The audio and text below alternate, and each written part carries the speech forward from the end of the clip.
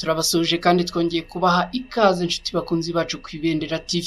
Ikaze ku makuru tubagezaho aho tugiye kwitsa ku nkuru y'urubanza rwa Rusesabagina wasabiwe gufungwa burundu. Nitwa na Cretin Ntirushwa, mbaye ikaze mwese.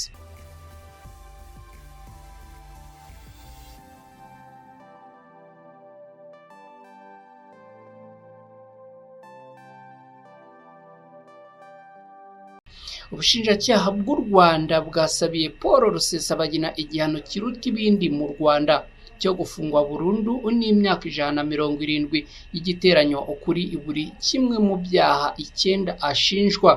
Ubushinjacyaha bw'u Rwanda bwavuze ko busanga ibyaha Rusesabagina akurikiranyweho bigize impurirane y'icyaha, bityo bukaba abumusabiye igihano ntarengwa cyo hejuru. Icyo gihano kaba ari ugufungwa burundu.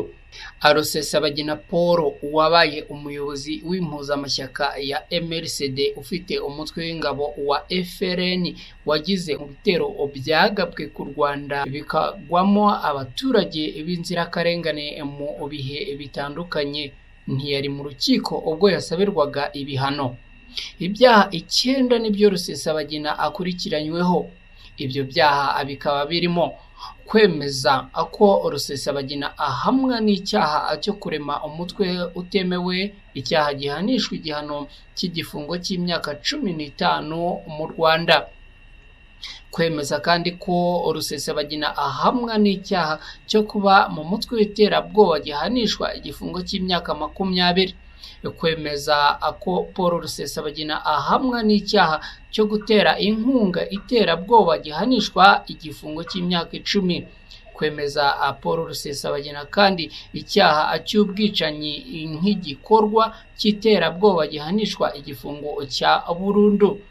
Kumwemeza kandi icyaha cy'itwarwa y'umuntu bitemewe n'amategeko nk'igikorwa cy'iterabwoba gihanishwa igifungo cy'imyaka 25.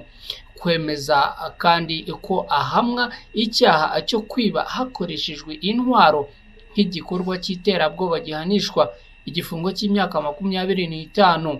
Kwemeza kandi ko ahamwa n'icyaha cyo gutwikira undi ku bushake inyubako ibigenewe gutwara abantu cyangwa ibintu nk'igikorwa cy'iterabwoba gihanishwa igifungo cy'imyaka 25. Kwemeza Paul Rusesabagina kandi ko ahamwa n'icyaha cy'ubwinjiracyaha bwo bwicanyi gihanishwa igifungo cy'imyaka 25. Icyaha cya 9 kikaba ari icyo gukubita no gukomeretsa ku bushake nk'igikorwa cy'iterabwoba gihanishwa igifungo cy'imyaka 25. Paul Rusesabagina ntabwo yigeze yiregura ku byaha ashinjwa muri uru rubanza aregwamo nk'uw'ingenzi mu bandi bagera kuri 20. Ubushinjacyaha bwasabiye Rusesabagina ibi bihano nyuma y'ibyaha by'iterabwoba byakozwe n'umutwe wa FRN hashingiwe ku ruhare rwe nka perezida wa MRCD FRN n'umwe mu bateraga inkunga.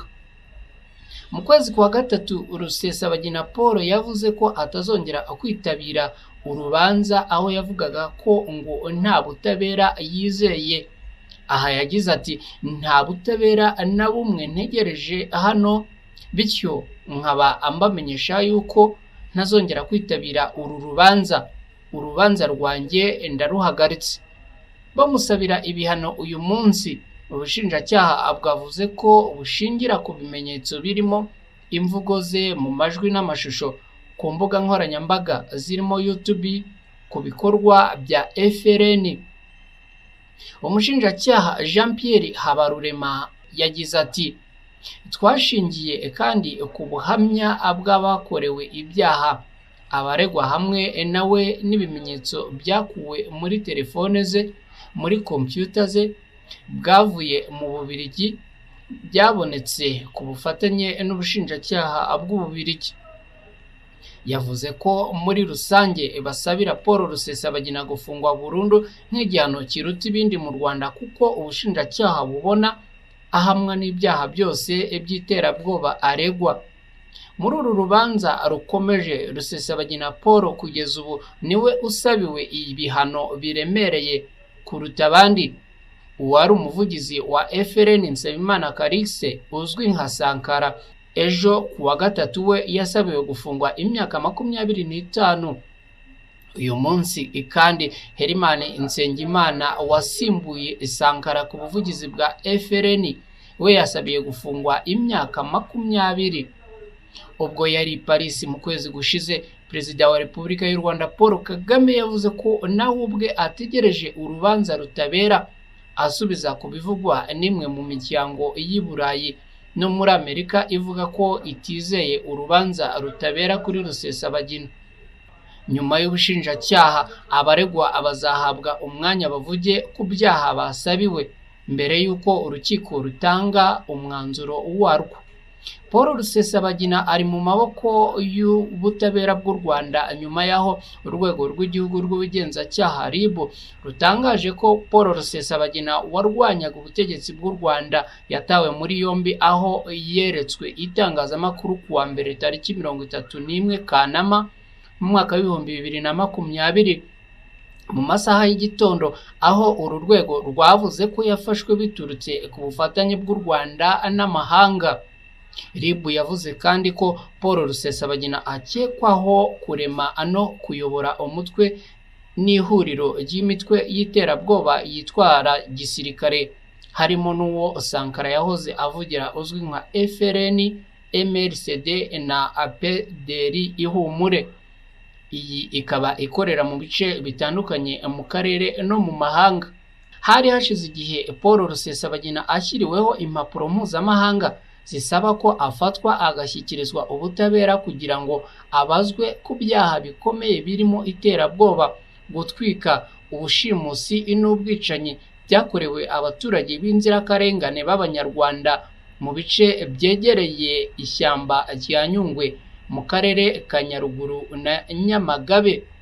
Rusesabagina Paul bitaramenyekana neza igihugu yafatiwemo, yatawe muri yombi nyuma ya Sankara wabaye umuvugizi wa FRN agatabwa muri yombi tariki 13 Mata mu mwaka w'2019 ubwo yari mu birwa bya Maurice. Rusesabagina yemeye imbere y'urukiko ko yatanze amayero 20,000 mu bikorwa bya FRN, ndetse yemera ko yagize uruhare mu gukusanyiriza uyu mutwe inkunga y'amayero 300,000.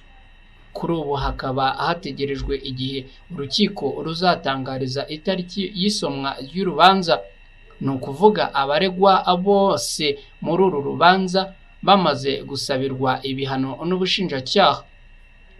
Paul Rusesabagina ni umunyapolitiki wo mu Rwanda wabonye izuba kuwa 15 Kamena mu mwaka w'1954, akaba afite imyaka 67 kugeza ubu.